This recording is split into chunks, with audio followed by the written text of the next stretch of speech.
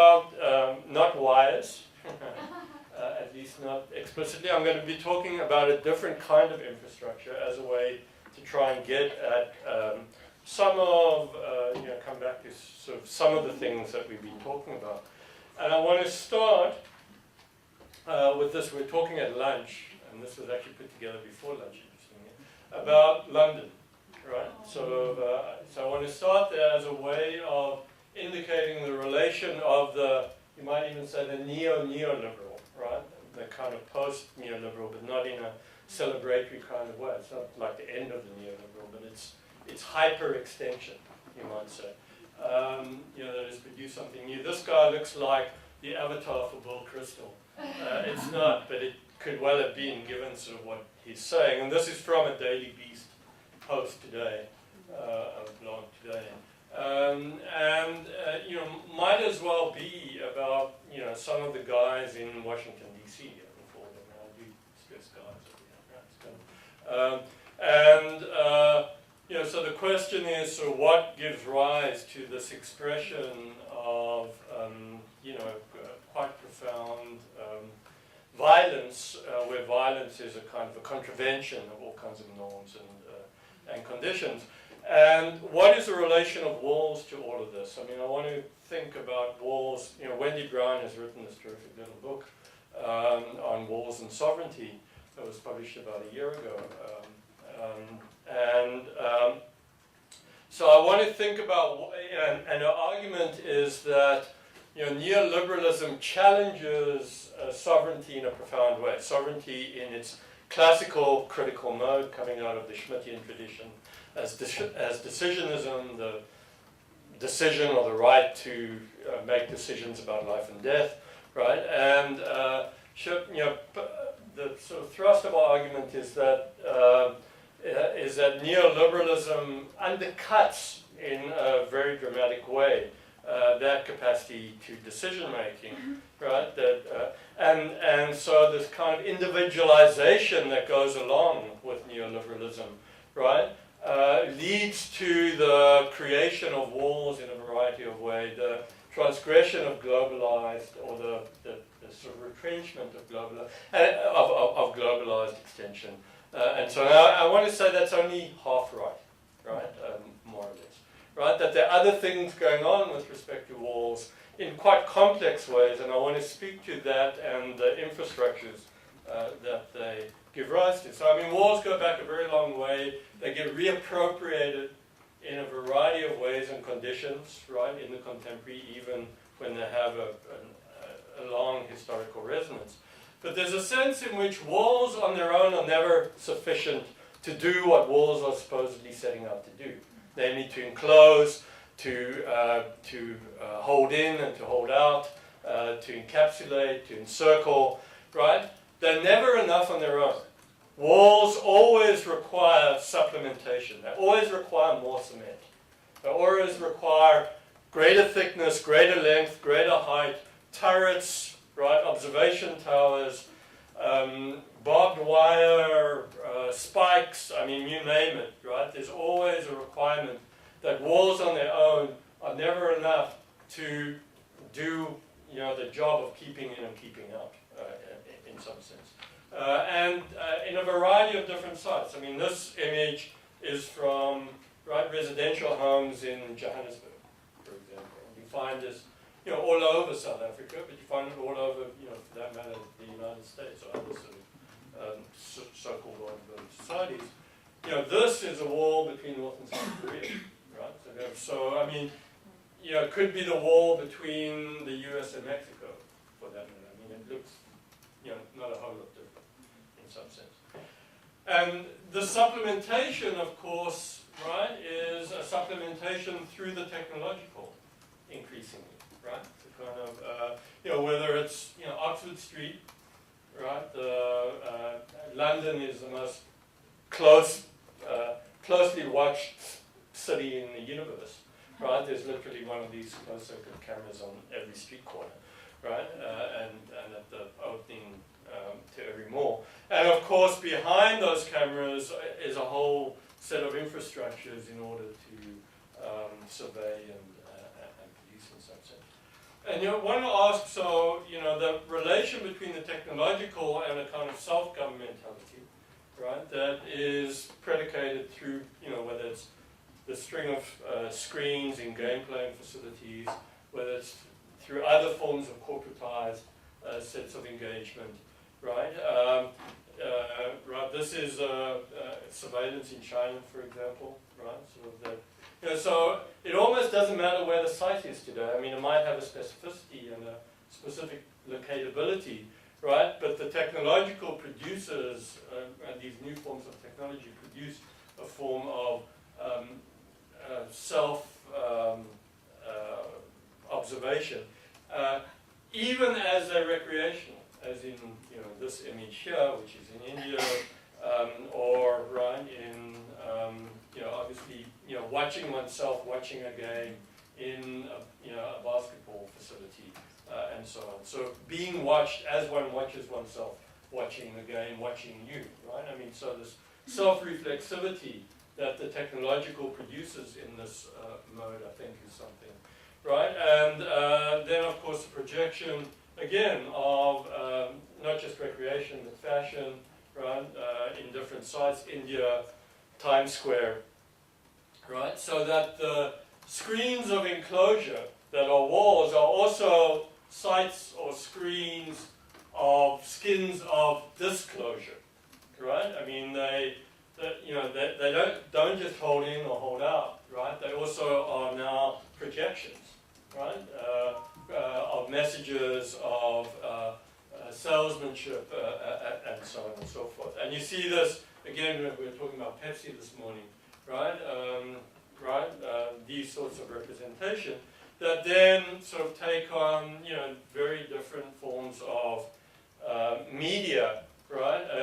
This is Shanghai, Pudong, right? And the way in which, I mean, that's a projection screen sort of on that barge, right? It's kind of, or right, the screens that are the representation of stock features, right? Of prices and so that projection of various sorts that sort of enter our lives. So there's this whole range of screenings and projections and representations that the technological does to order our lives in a variety of very, very different modalities and different ways that speak to how we have been thinking about this notion of being wired and rewired in various modalities.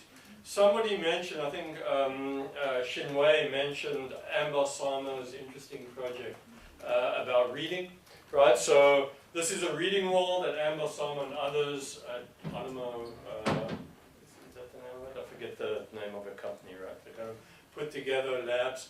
And so this, interestingly enough, is a history of science, right? And that you move along the screen, right, from one end. I mean, it's a linear history of Western science. And as you move it along, it sort of highlights different narrations of the history of science for school kids as a reading screen and different modalities of reading. And of course, right, and then we've got other kinds, which is a reading wall, right? And then we've got other walls, of course, like in this case, the kind of wall we've all been in, our record of Twitter, of tweets sort of over time as a wall, a Twitter and Flickr wall, right? And then, of course, the intervention, right? Which is to sort of push back a little bit. And using the enclosure for sort of building sites, right, as a way of projecting. But then there's also, of course, Facebook wall, right, and how that can be used in order to project, right, and engage sort of debt making, right. Anyway, I thought this is so cute. But then, of course, also the wall of debt, that we are all now currently subjected to in every which way in our contemporary moment, right? And again, to shift, I mean, this wall of debt, in New York City on Union Square, there's a screen that registers the increase in debt second by second, right? And it's just running at an incredible pace, right? So you see the wall of debt kind of racking up sort of our future of indebtedness. Some of you might recognize this. Did any of you recognize what this image is? Pink Floyd. Yeah, another brick in the wall, right? So kind of the cover for, yeah, cool. Right, and we don't want no education, right? So kind of, another representation of sort of enclosure and what it's doing to us. And then, of course, right, that to go harken back to our opening moment, that kind of, you might say, the anarchistic moment of burning down the wall, right? Kind of, or knocking down the wall in some sense. But there's also a sense in which walls can be used, I mean, just to proliferate the sensibilities around walling, right? In which it's not simply recreational, not simply self-enclosures and so on. I mean, think of this wall, which Achal was talking to us about Sepeli. This is Ndebele, a kind of related culture in northern South Africa, right? And the incredible inscriptions that you get on walls and the representation of meaning through these inscriptions, right, as the site of residential space, and of matching some kind of bodily representations, right, that come along with it. And then to move into a politics of walling, right, and pushing back. I mean, it's still technologies. So newspaper reading walls in China, right, so kind of which are sites of public engagement, right, around these modes of interaction, right, in the public sphere, where people come together very publicly to read the newspaper together. I mean, Hegel once remarked that reading the newspaper in the morning was modernity's undertaking of the religious. I mean, right, it's a sort of displacement of praying into a kind of common but individualized private sort of activity, and this is to make public that sense of privatization. And then I just added this sort of as the magical moment, I mean, the kind of enchantment, right, that in the face of a disenchanted space, right, of a kind of metro underground, and of sort of climbing the stairs which aren't there in some sense. So now I want to talk about modes of resistance. I mean, this is my favorite image. I mean, obviously in Palestine, right, and it's inverting the sense of policing, right, that takes place of who's patting down whom, right, in a very gendered kind of iteration of this, or right, cutting through the wall, right, sort of the incision into the wall, and sort of opening up, right, if only metaphorically, to a kind of freedom that otherwise isn't there, or this, which speaks more directly, right, to our sense of, if only it were this, right? But one sees a way in which the concrete and the concretizing, right, gets placed in question through the mediation of technospheres, right? Or Gilbert and George, I was going to say Gilbert and Sullivan, but Gilbert and George, I mean, these are, again, very self-conscious, self-reflexive modes of Banksy, right?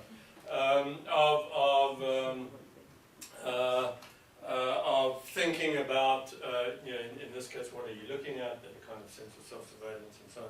Or this, I couldn't help it, pick this up. Or walking through the wall, right? I mean, again, a mode of sort of secreting oneself, right? Out of enclosed spaces into a kind of openness.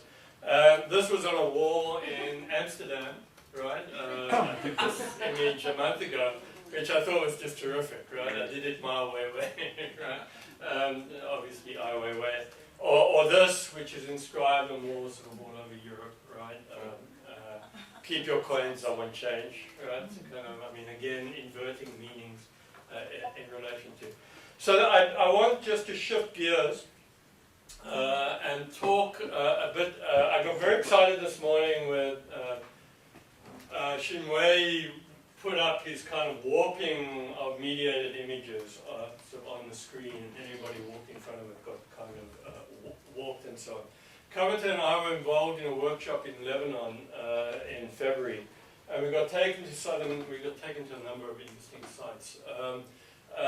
But we got taken to southern Lebanon to sites that are not readily visitable by visitors to non-Lebanese citizens. Right? So it was actually a militarized expedition. I mean, we had a full military escort, right? The couple of hours it took us to drive down there. And we were shown around by the former head of press and communications for UNIFIL, now retired, a Turkish guy. So very, very plugged in. And the one site, I'm not going to talk about all the sites we got taken to, but the one site we got taken to is a sort of square over there, right on the border between Syria, at the Golan Heights, between Syria, Lebanon, Israel, Palestine. Right? So it's right at that sort of central space. And it's very interesting, that notion of warping, of perverse space that sort of Shinwei's images this morning sort of spoke to, I think has a greater resonance. We got taken to Shem's farm. So this is the Golan Heights.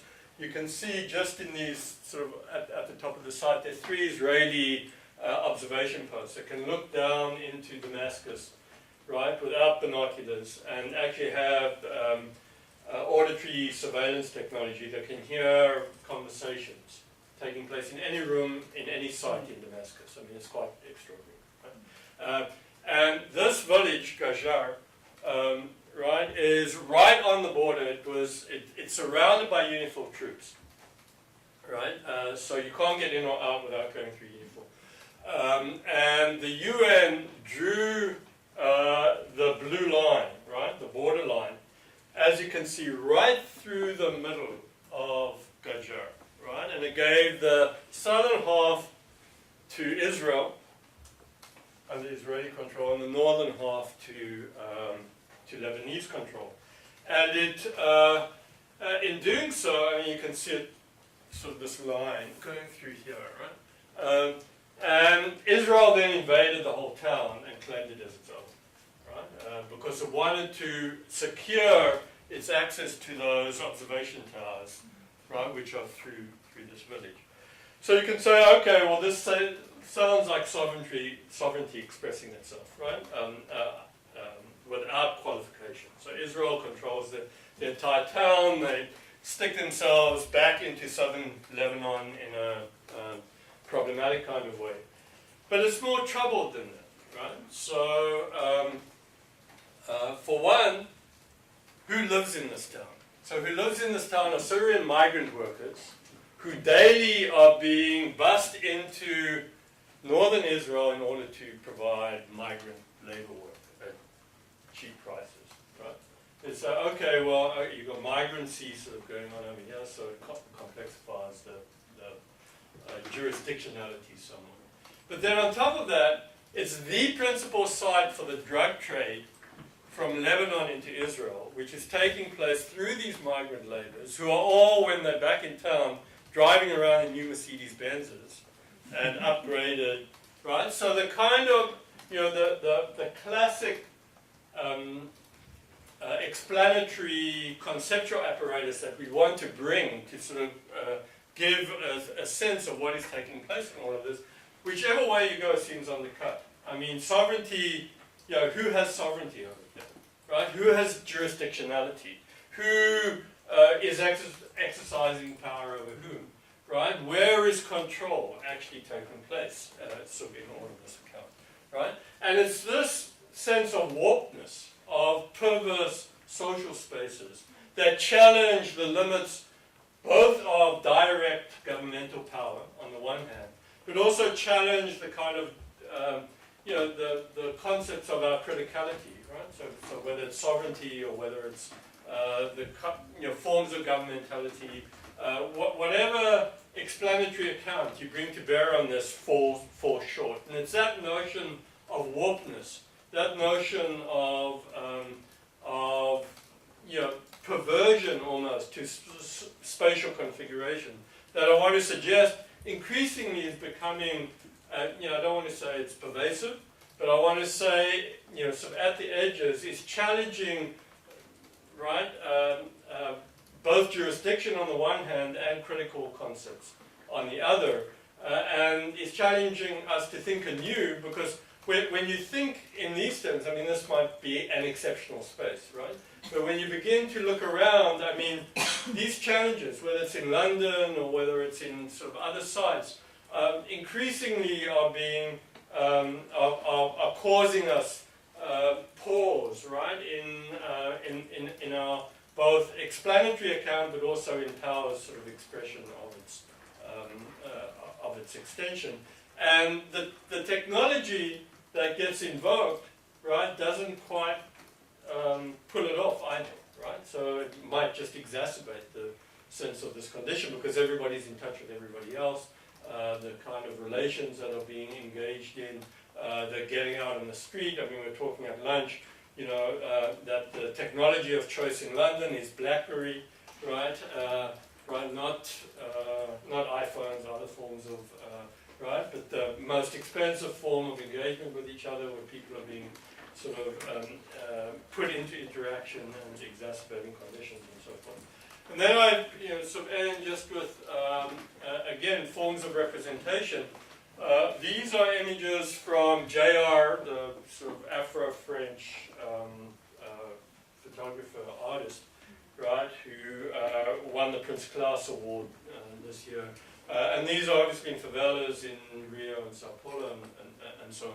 And he takes, as you'll see better images in a moment, you can see this one here, he takes images of residents of the favelas and then projects them in posters onto the walls so that their invisibility is made more visible in some sense, right? So in the way in which technology is being invoked to push back at and you can see, again, faces sort of all across the residential buildings, right? And the way in which walls are being invoked, right, as, again, sites of a different kind of disclosure, a different kind of expression than, right, their commercial sort of use and so on, and the way in which these then are proliferated through technological means and reproduced in a variety of ways, right? And then I'll just end with this image, going back to an older conception of the invocation of the ward in order to convey a kind of resistance sort of modality. And so I'll end there, just as a way of thinking how we invoke, I mean, there's been a lot of sort of talk about notions of, structure and care and magic, and I just wanted to give a kind of almost materializing sort of context against which to read some of these prevailing conceptions. So I'll just end there and open it up to Nisha and talk